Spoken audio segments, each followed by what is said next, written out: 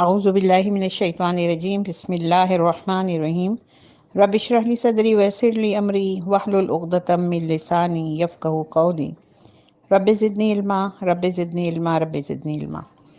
آج ہم سورہ بقرہ کی آیت نمبر 176 سے اپنے سبق کا آغاز کر رہے ہیں۔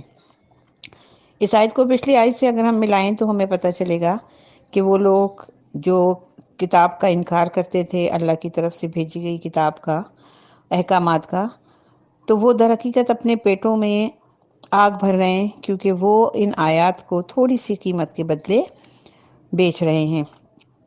آیت نمبر 176 میں اللہ تعالیٰ فرماتے ہیں ذَلِكَ بِأَنَّ اللَّهَ نَزَّلَ الْكِتَابَ بِالْحَقِّ، ذَلِكَ یہ، اس میں اشارہ قریب کے لیے استعمال ہوتا ہے، مذکر کے لیے استعمال ہوتا ہے۔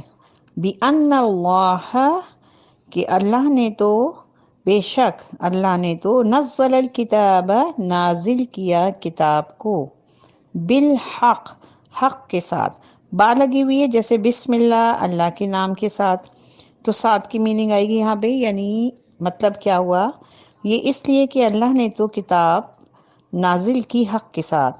وَإِنَّ الَّذِينَ اخْتَلَفُوا اور یقیناً، واو مانے اور، اِنَّا مانے یقیناً، الَّذِينَ اخْتَلَفُوا جن لوگوں نے اختلاف کیا، فی الکتابی کتاب میں اختلاف ڈالا، لفی شقاق بعید، اب اختلاف ڈالا اور شقاق بعید، لفی لفی نکل گئے، دور چلے گئے، شقاق بعید مخالفت میں بہت دور نکل گئے۔ بعید کا لفظ اردو میں بھی استعمال ہوتا ہے، قریب اور بعید، بعید مانے دور۔ تو اور یقیناً جن لوگوں نے کتاب میں اختلاف ڈالا وہ ضد اور مخالفت میں بہت دور نکل گئے، یعنی جن لوگوں نے اللہ کی کتاب اور شریعت میں اختلاف کی پگڈنڈیاں نکالی، اور وہ بھی کس وجہ سے، ضدم ضدی کی وجہ سے، ہٹ دھرمی کی وجہ سے، شقاوت کی وجہ سے اور دشمنی کی وجہ سے، اور وہ اس میں بہت دور نکل گئے۔ تو یہ آج بھی ہو رہا ہے، قرآن پاک کے پڑھنے کے باوجود، اللہ کی کتاب آ جانے کے باوجود، ایک دوسرے سے معمولی اختلافات ہونے پر کوئی نہ کوئی فرقہ بازی نکل آتی ہے، اور پھر اس طرح سے تفرقے بن گئے، مسلک نئے نئے بن گئے، دوسرے فرقے، ایک فرقہ دوسرے فرقے کو کے لیے دشمنی پیدا کر لی انہوں نے آپس میں۔ تو آج کے دور میں بھی ہم اس آیت کو لے سکتے ہیں۔ اس کے بعد جو ہماری آیت ہے وہ آیت نمبر 177 ہے۔ اس سے پہلے بھی سورہ بقرہ میں ایسی آیتیں مبارکہ گزر چکی ہیں جو کہ کافی طویل تھیں۔ یہ آیت بھی ایک انہی طویل آیتوں میں سے ایک طویل آیت ہے، جسے آیت البر کہتے ہیں۔ بر عربی میں نیکی کو کہتے ہیں، اور اس پوری آیت میں اللہ تعالیٰ نے نیکی کی ایک واضح حقیقت یا واضح شکل بیان کر دی ہے۔ لوگوں کے ذہنوں میں جو نیکی کے جو تصورات ہیں، وہ ہر ایک شخص کے ذہن میں ایک الگ ہی تصور ہے۔ ہمارے یہاں ایسا طبقہ بھی ہے جو کہ سچ بولنا اور کسی کو دھوکہ دینا اور کسی کا حق نہ مارنا، اس کو ہی نیکی سمجھتا ہے۔ کچھ ایسے ہیں جو صرف نماز روزے کی پابندی کرنے کو نیکی سمجھتے ہیں۔ وہ یہ سمجھتے ہیں کہ اگر ہم نماز پڑھ رہے ہیں، روزے پابندی سے رکھ رہے ہیں، پھر چاہے ہم چوری کریں، گرا کٹی کریں، ڈاکے ڈالیں، کچھ بھی کریں، تو نیکی ان کی اپنی جگہ پر ہے۔ اور اسی طرح مختلف لوگوں کے مختلف تصورات ہیں۔ دیکھیں کچھ تو ایسے لوگ ہیں، بڑے بڑے ڈاکو گزرے ہیں، کہ جو بھی اپنا ڈاکے ڈال کے یا بدمعاشی سے جو پیسہ کماتے ہیں اس کو غریب لوگوں میں تقسیم کرتے ہیں اور کہتے ہیں یہ نیکی ہے۔ تو یہاں آیت نمبر 177 کی ہم جب تلاوت کریں گے اور اسے پڑھیں گے تو ہمیں نیکی کا ایک مکمل اور واضح مفہوم نظر آئے گا کہ اللہ تعالیٰ کس چیز کو نیکی کہتا ہے۔ بسم اللہ الرحمن الرحیم۔ لیسا، لیسا حروف نفی ہے، مذکر کے لیے استعمال ہوتا ہے۔ لیسا مانے نہیں۔ لیسا البر، نیکی یہ نہیں ہے، ان تولوا وجوہکم، تولو کا مطلب ہوتا ہے پھیر دینا، کہ تم پھیر دو، وجہ چہرے سے کہتے ہیں، وجوہکم اپنا چہرہ، کہ تم لوگ اپنا چہرہ پھیر دو۔ نیکی یہ نہیں ہے کہ تم لوگ اپنا چہرہ پھیر لو، کس طرف، قبل المشرقی والمغربی، مغرب کی طرف یا مشرق کی طرف۔ یہ اس آیت سے آپ کو تحویل کعبہ والی آیتیں یاد سمجھ میں آ گئی ہوں گی، ذہن میں تازہ ہو گیا ہوگا سبق جس میں اللہ تعالیٰ نے یہ اسی موضوع پہ بات ہوئی تھی۔ تو یہ دیکھیں کہ نیکی یہاں پہ نیکی ہونے یہ جو عمل ہے کہ پہلے مسجد اقصیٰ کی طرف نماز پڑھی رک کر کے، اب خانہ کعبہ کی طرف پڑھی یا خانہ کعبہ کی طرف پڑھ کے ہم جو نماز پڑھتے ہیں، تو کہا کہ اس عمل کی اس آیت میں نفی نہیں ہے، بلکہ کہا ہے کہ نیکی اور بھی کوئی بات ہے، نیکی صرف اتنی نہیں، یہ تو نیکی ہے، لیکن نیکی ہے کیا؟ اب یہ دیکھیں آگے کیا کہہ رہے ہیں، وَلَكِنَّ الْبِرَّ، بلکہ نیکی تو اس کی ہے، من آمنا، جو ایمان لائے، من مانے جو، آمنا ایمان لایا کس پہ؟ باللہ، اللہ پر، والیوم الآخری، اور آخرت پر، والملائکتی، اور فرشتوں پر، والکتابی، اور کتاب پر، والنبیین، اور نبیوں پر۔ یعنی سب سے پہلی نیکی کی جڑ یا بنیاد کیا ہے؟ ایمان ہے، یعنی پہلے اپنی نیت کی تصحیح ہو جائے۔ اچھا، ایمانیات میں بھی سب سے پہلے کس پر ایمان ہے؟ اللہ پر ہے، یعنی جو نیکی کر رہا ہے وہ صرف یہ نہیں کہ لوگوں کی بھلائی کے کام کر رہا ہے، لیکن اس کا جو فوکس ہے وہ اللہ تعالیٰ کی طرف ہو، اور وہ اللہ سے ہی اجر کا طالب ہو۔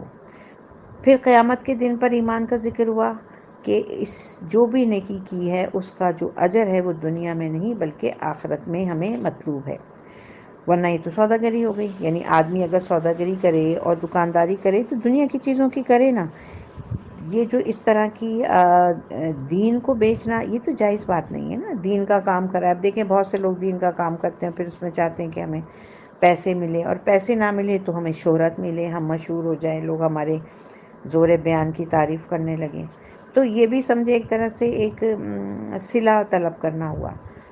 اس کے بعد جب آپ ایمان ہمارا پختہ ہو گیا اللہ پر، اور جو کچھ بھی ہم نیکی کرنے جا رہے ہیں اس کا فوکس اجر جو ہے وہ اللہ کی طرف ہے کہ اللہ ہی دے گا، پھر دے گا کب؟ وہ اس کا طلب بھی ہمیں آخرت میں ہے۔ تو اب اس کے بعد کیا ہے؟ اب یوم آخرت کے بعد ہے فرشتوں پر، کتابوں پر، انبیاء پر، ان کا ذکر ہوا ہے۔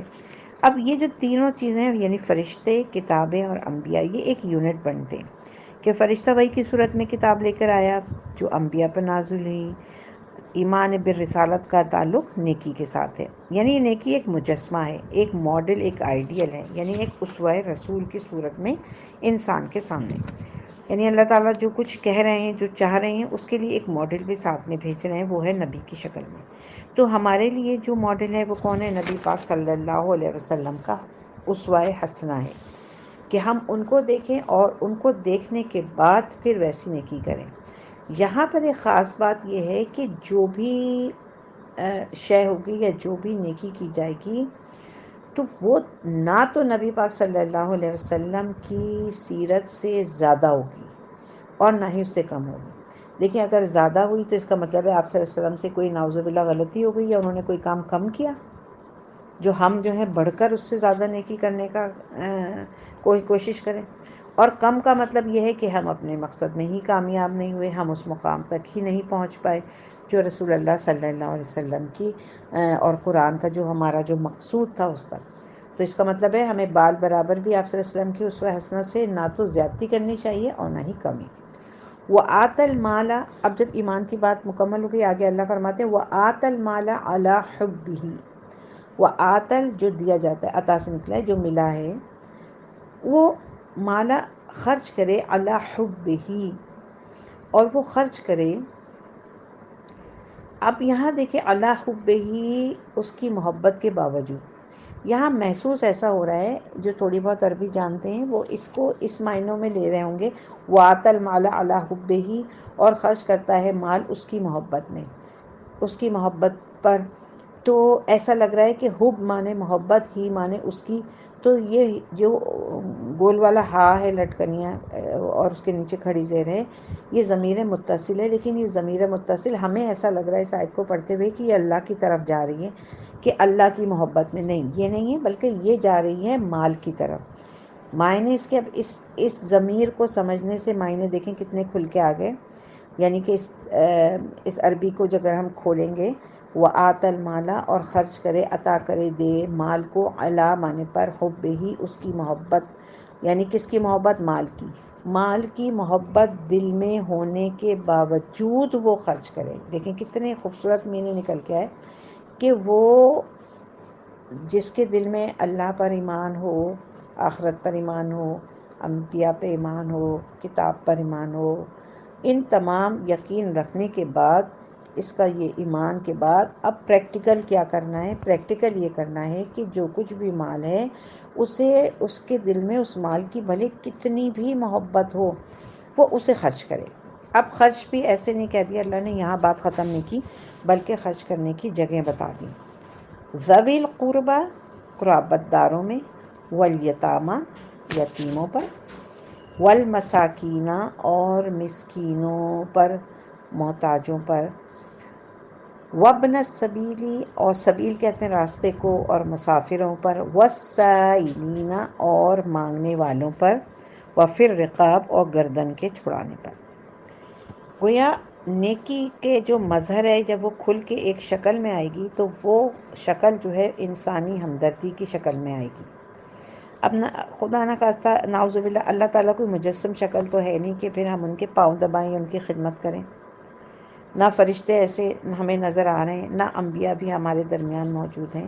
ہمیں ان پر جب ایمان آ گیا تو اب ہم اپنی اس نیکی کو، اپنے ایمان کا جو مظہر بن کے نکلے گا، ایک شکل بن کے نکلے گی، وہ انسانی ہمدردی کی شکل میں نکلے گی.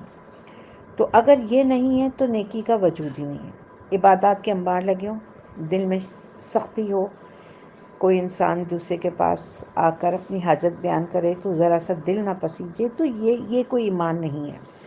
تو یعنی کہ جو اصل ایمان ہوگا جب وہ کسی انسان کے دل میں داخل ہوگا تو اس کے ساتھ ہی نرمی اور ہمدردی کے جذبات خود بخود پیدا ہوں گے. ان کے بعد فرمایا وَأَقَامَ الصَّلَاةَ وَآتَى الزَّكَاةَ، اور قائم کرے نماز اور ادا کرے زکوٰۃ. یہاں پہ حکمت دیکھیے کہ نماز و زکوٰۃ کا ذکر ایمان اور انسانی ہمدردی کے بعد آیا ہے، اس لیے کہ روح جو ہے دین وہ ایمان ہے، اور نیکی کے مظاہر میں مظہر اول جو ہے وہ انسانی ہمدردی ہے. اب یہاں ایک بات اور نوٹ کیجئے کہ زکوٰۃ کا ذکر الگ سے آیا. ابھی دیکھیں اوپر آیت میں تھا یتیموں پر مال خرچ کرو، مسکینوں پر خرچ کرو، مال خرچ کرو. جب مال خرچ ہو ہی گیا، زکوٰۃ کی کیا کانسیپٹ ہے؟ وہ اس لیے ہے کہ جو کچھ بھی ہم مال دیتے ہیں اس میں سب سے پہلے فرض چیز جو ہے، یعنی کم سے کم مقدار جو ہے وہ زکوٰۃ کی ہے. یعنی 2.5% تو ہر شخص کو، ہر مسلمان کو، مومن کو دینا ہی دینا ہے، اللہ کی راہ میں خرچ کرنا ہے. اب اس کے بعد جو ہے اس کے علاوہ بھی مال جو ہے، یعنی زکوٰۃ دینے کے علاوہ بھی مال کو خرچ کرنا ہے. جیسے کہ رسول اللہ صلی اللہ علیہ وسلم نے ارشاد فرمایا ان فی المال لحقا سوی الزکوٰۃ، یقیناً مال میں زکوٰۃ کے علاوہ بھی حق ہے. تو اس کو ادا کرنے کے بعد آگے کیا فرمایا والموفون بعہدہم اذا عاہدوا، اور جو پورا کرنے والے ہیں اپنے عہد کو جب کوئی عہد کر لیں. اس کے بعد کیا ہے؟ اب عہد کون سا ہے؟ سب سے پہلا عہد تو اللہ کا ہے جو عہد الست کہلاتا ہے، یعنی اللہ سے ہم نے کہا تھا، اللہ نے پوچھا الست بربکم، ہم نے کہا قالوا بلی. اس کے بعد شریعت کا عہد ہے کہ جب ہم اسلام میں داخل ہو گئے تو اب ہمیں جو کچھ بھی احکامات اللہ تعالیٰ دیں گے ہمیں ان کو پورا کرنا ہے، نماز، روزہ، زکوٰۃ، حج پورا کرنا ہے. اس کے بعد معاملات انسانی کے جتنے بھی عہد ہیں وہ آئیں گے. جیسے شادی ہوتی ہے تو شوہر بیوی کے مابین ایک عہد ہوتا ہے سماجی ذمہ داری کا، شوہر کی ذمہ داری ہوتی ہیں اور بیوی کی ذمہ داریاں ہوتی ہیں. اس کے علاوہ ایک تاجر کا اور جو ہے اس کے خریدنے والے کے ساتھ ایک معاہدہ ہوتا ہے، کوئی چیز دیتے ہیں، بیچتے ہیں، یا اور بھی جتنے بھی معاہدے ہیں وہ سب ان معاہدوں میں شامل ہو جاتے ہیں. والصابرین فی الباساء والضراء وحین الباس، والصابرین اور جو صبر کریں. کس چیز پر؟ خاص طور پر فی الباساء، فقر و فاقے میں، والضراء اور تکلیف میں، وحین الباس اور حالت جنگ میں. تو 3 قسم کے صبر کرنے کے 3 پہلو بتا دیے. نمبر 1 صبر فاقہ کشی، یعنی رزق کی تنگی ہو جائے، اور بڑی مشکلات آ رہی ہیں اس میں صبر کرے۔ نمبر 2، کوئی بیماریاں آ گئیں، کوئی تکلیف آ گئی، دکھ آ گیا، اس میں صبر کرے۔ اور تیسری حالت جنگ ہے۔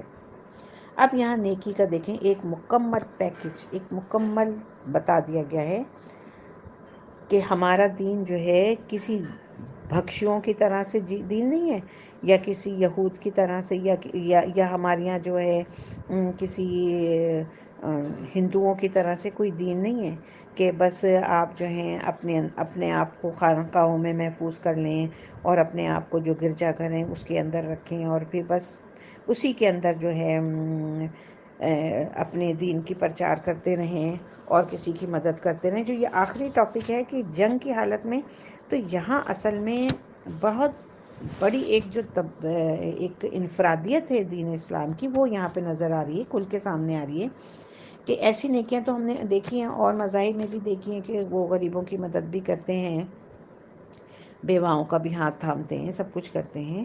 لیکن جو ایک مین پوائنٹ یہاں پہ آ رہا ہے وہ اللہ تعالیٰ فرماتے ہیں کہ باطل کا سر کچلنے کے لیے میدان میں نکل کے آؤ۔ اس میں تمہیں چاہے کتنی بھی تکلیف اٹھانی پڑے، اور نہ صرف تکلیف اٹھانی پڑے بلکہ اپنی سب سے قیمتی چیز بھی نذرانے میں پیش کر دینی پڑے۔ وہ قیمتی چیز کیا ہے؟ وہ قیمتی چیز ہے انسان کی زندگی، یعنی اپنی جان بھی قربان کر دی، جیسے کہ صحابہ کرام نے کیا، جام شہادت نوش کی، اپنا مال دولت سب کچھ دین کی ترویج کے لیے اور حق کو بلند کرنے کے لیے کیا۔ تو یہ دین اسلام کا خاصہ ہے، ایک خصوصیت ہے یہ دین اسلام کی کہ باطل کا سر کچلنے کے لیے بھی ہمیں کھڑا ہونا ہے، اور اسی کی وجہ سے اللہ کا دین جو ہے وہ پورے روئے زمین پر جو پھیلے گا۔ اور اللہ تعالیٰ نے اس کے لیے دیکھیں، اسی لیے اللہ تعالیٰ نے اتنی بڑی جان دینے والے کے لیے کتنا اعزاز رکھا ہے۔ اور جیسے کہ ہم پہلے سورہ بقرہ میں اور پچھلی آیت میں پڑھ چکے ہیں، وَلَا تَقُولُوا لِمَن يُقْتَلُ فِي سَبِيلِ اللَّهِ أَمْوَاتٌ بَلْ أَحْيَاءٌ وَلَكِنْ لَا تَشْعُرُونَ، کہ جو اللہ کی راہ میں قتل کیے گئے ہیں ان کو تم مردہ مت کہو، مردہ مت سمجھو، بلکہ وہ زندہ ہیں اور تمہیں ان کی زندگی کا شعور نہیں ہے۔ تو ان کو اتنا بڑا اعزاز دیا۔ اولئک الذین صدقوا، یہ ہیں وہ لوگ جو سچے ہیں، واولئک هم المتقون، اور یہی حقیقت میں متقی ہیں۔ تو متقی کا ایک کانسیپٹ دیکھا اور نیکی کا ایک پورا پیکج دیکھا کہ نیکی کیا ہے۔ تو ہمارے ذہنوں میں نیکی اور تقوی کے کچھ اور ہی نقشے بیٹھے ہوئے تھے، اور ہم سمجھتے تھے کہ تقوی کسی مخصوص لباس، کسی مخصوص وضاقتہ کا نام ہے۔ یہاں قرآن حکیم نے نیکی اور تقوی کے حامل انسانی شخصیت کا ایک حیولہ اور اس کا کردار جو ہے نا، اس کا ایک نقشہ کھینچ کے ہمارے سامنے رکھ دیا ہے، اور اس میں روح ایمانی بھی موجود ہے۔ اور جب ہم خارجی طور پہ دیکھتے ہیں تو پھر اس روح ایمانی کے ساتھ اللہ تعالیٰ نے جو مظاہر نکل کے سامنے آتے ہیں کہ کس طرح سے حق کو، باطل کو جو ہے حق کے ساتھ باطل کو ختم کرنا ہے، اور پھر اس کے بعد صبر کرنا ہے اور لوگوں کی مدد کرنی ہے، دل میں نرمی ہونی ہے۔ یہ کافی وسیع پیمانے پر ایک بڑا سا سرکل ہے جس کے اندر ہمیں داخل ہونا ہے۔ اللہ تعالیٰ سے دعا کرتے اللہم ربنا اجعلنا منہم، اللہم ربنا اجعلنا منہم، آمین یا رب العالمین، کہ اللہ تعالیٰ ہمیں بھی ایسے ہی نیکی کی توفیق عطا فرمائے، اور اس آیت کو بار بار پڑھنے کی توفیق عطا فرمائے۔ اور اس آیت کو پڑھنے کے بعد ہمیں کسی کے پاس جانے کی ضرورت نہیں ہے، کہیں سے کوئی ایکسپلینیشن لینے کی ضرورت نہیں ہے، کسی بھی قسم کی ہمیں بھاگ دوڑ کرنے کی ضرورت نہیں ہے۔ پورا ایک پیکج، ایک اللہ تعالیٰ نے ہمیں ایک کانسیپٹ دے دیا ہے کہ ہمیں نیکی کس طرح سے کرنی ہے۔ اللہ تعالیٰ ہمیں ایسی نیکی کرنے کی توفیق عطا فرمائے اور قرآن پاک پہ عمل کرنے کی توفیق عطا فرمائے۔ صدق اللہ العظیم۔